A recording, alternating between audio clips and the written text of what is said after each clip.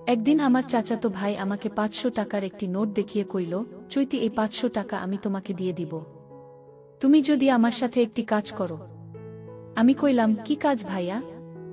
ভাইয়া কইল, ওই যে গুদাম ঘরটা দেখছ, ওই গুদাম ঘরে একদিন সন্ধ্যার পর আমাকে একটু সময় দিতে হবে। আমি কইলাম, ভাইয়া ওইখানে কি কাজ করতে হবে আমাকে?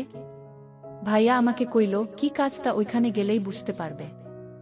এরপর আমি ভাইয়ের কথামতো একদিন সন্ধ্যার পর গুদাম ঘরে গেলাম। গুদাম ঘরে যাওয়ার পর ভাইয়া আমার সাথে যা করল তা শুনলে তোমাদের পানি চলে আসবে। তাহলে বন্ধুরা আর কথা না বাড়িয়ে চলুন গল্পটি শুরু করি। তবে গল্পটি শুরু করার আগে তোমাদের কাছে আমার বিশেষ অনুরোধ, তোমরা অবশ্যই আমার জোনাকি ব্লগ চ্যানেলটি সাবস্ক্রাইব করে পাশে থাকা বেল বাটনটি অন করে রাখবে করবে, কারণ তোমাদের জন্য রাত জেগে অনেক কষ্ট করে আমি ভিডিও তৈরি করি। প্রথমে বলে নেই, আমার পুরো নাম হচ্ছে নসীন আক্তার চৈতি, তবে পরিবারের সবাই আমাকে চৈতি বলে ডাকে। আমার বর্তমান বয়স ২২ বছর।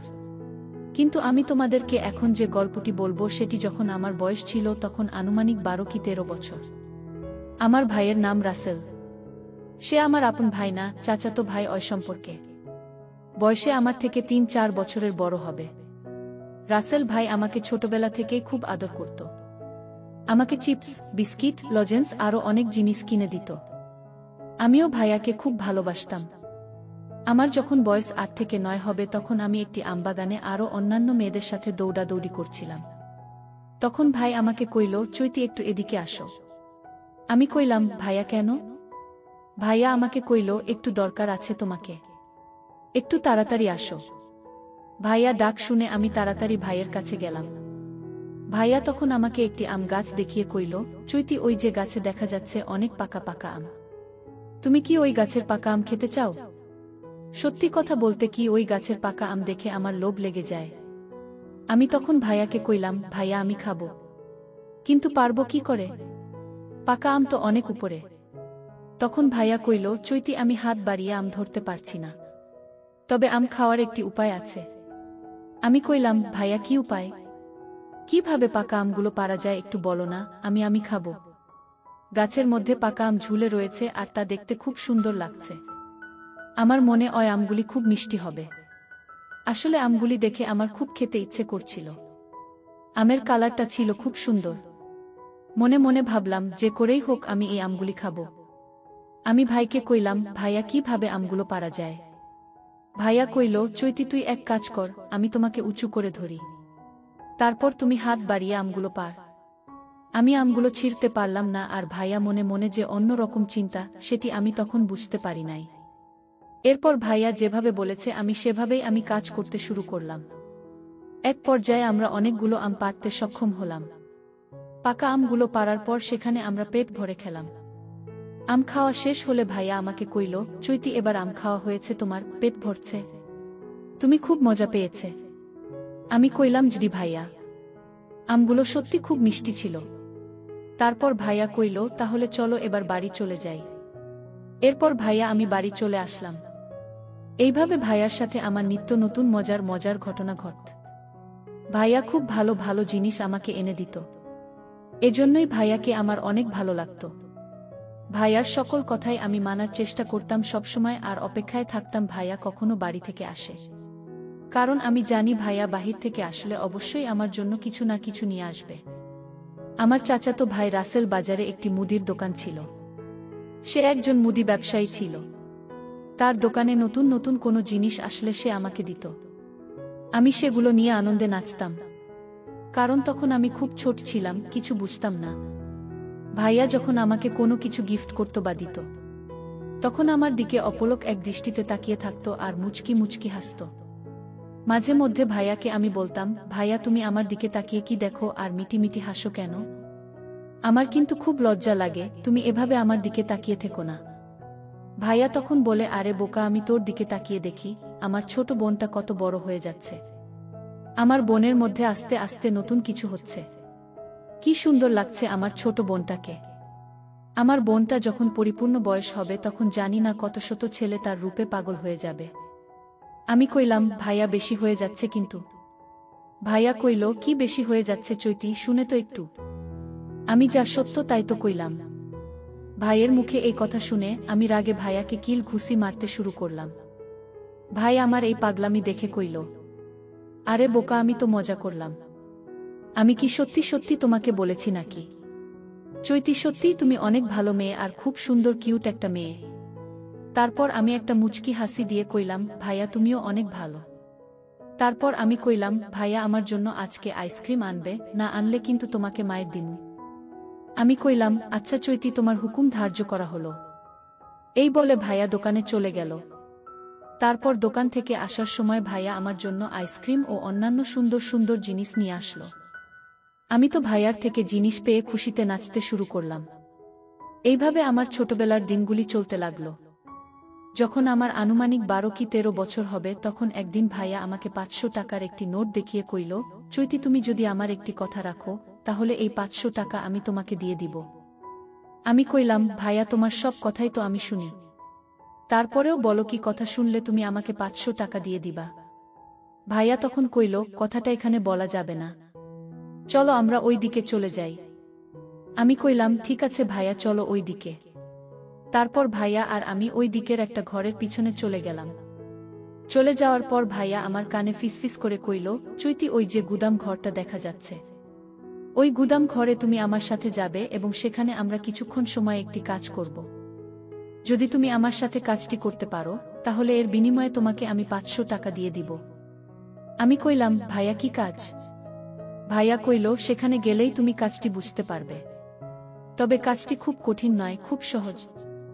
আমি কইলাম, ভাইয়া যদি কাজটি সহজ হয় তাহলে আমি করতে রাজি আছি।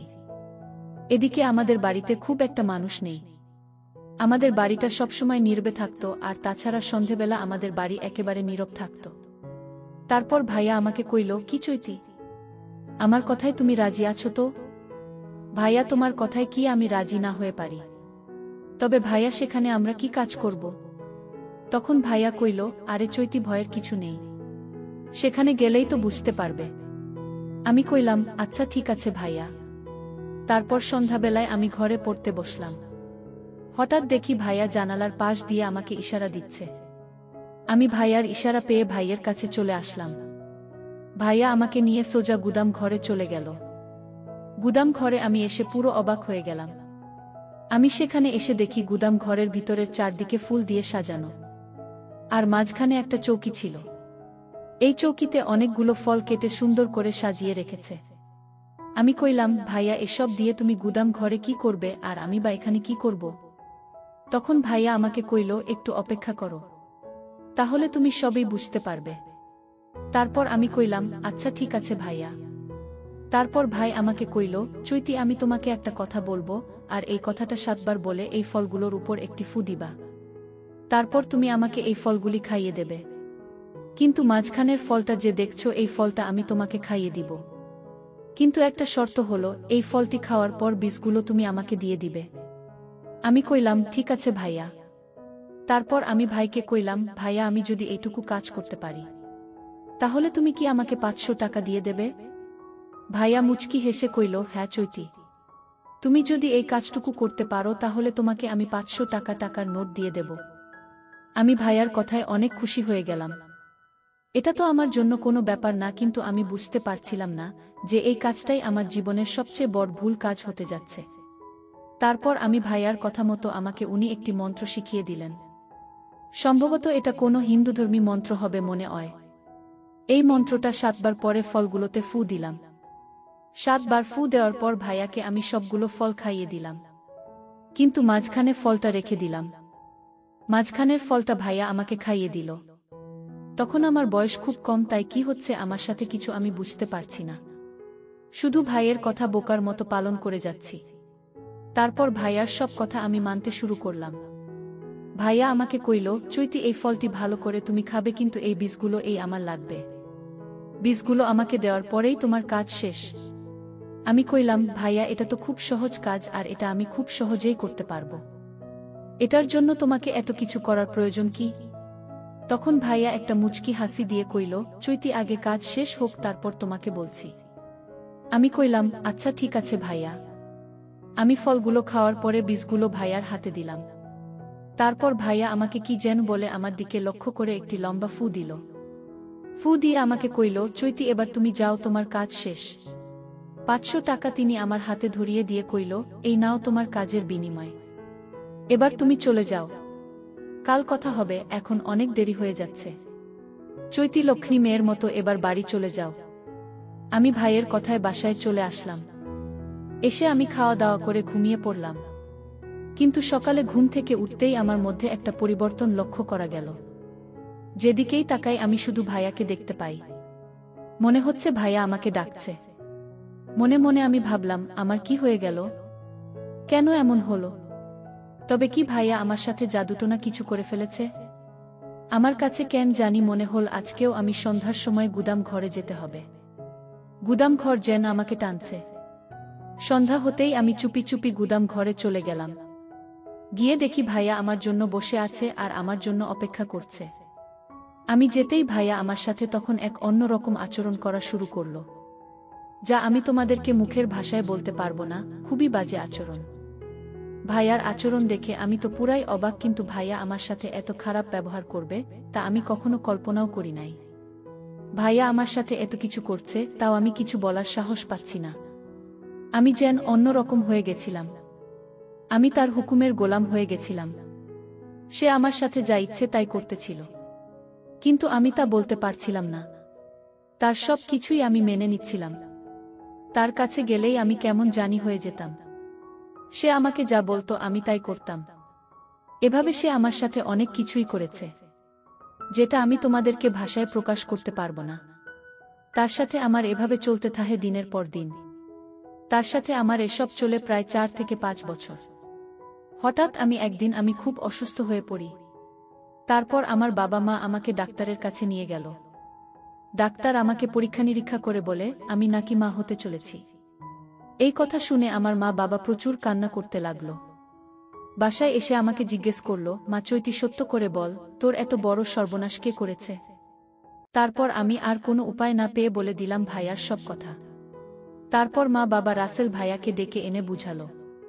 কইল, রাসেল তুই কি করে পারলি আমার মেয়ের এত বড় সর্বনাশ করতে? যাক বাবা, যা হবার হয়ে গেছে, এখনো কেউ জানে না। কেউ না জানার আগে আমরা চৈতিকে তোর সাথে বিয়ে দিতে চাচ্ছি। এখন তুই কি কস?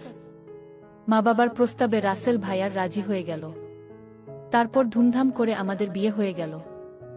বন্ধুরা, এখন আমি তোমাদের দোয়ার আশীর্বাদে ভালোই আছি। তবে মাঝে মধ্যে আমার অতীত আমাকে অনেক কষ্ট দেয়। মনে মনে ভাবতাম, যদি রাসেল ভাই আমাকে বিয়ে না করত তাহলে আমার কি হতো? আমার মরা ছাড়া কোনো রাস্তা থাকতো না। তাই দর্শক বন্ধুরা, আমার মতো তোমাদের জীবনেও এরকম ধরনের দুর্ঘটনা ঘটতে পারে, তোমরা সাবধানে থাকবা। তবে তোমরা কারো সাথে কোনো প্রকার দুর্ঘটনা করার সময় তাকে খুব ভালোভাবে বুঝে শুনে তারপর তোমরা একটা কিছু করার সিদ্ধান্ত নেবে। না হলে একটি ভুলের কারণেই তোমাদের সারা জীবন কষ্ট পেতে হবে। ভিডিওটি যদি তোমাদের ভালো লাগে তাহলে একটি লাইক দিন, আর তোমরা যদি এরকম মজার মজার ভিডিও পেতে চাও তাহলে দয়া করে আমার জোনাকি ব্লগ চ্যানেলটি সাবস্ক্রাইব করো।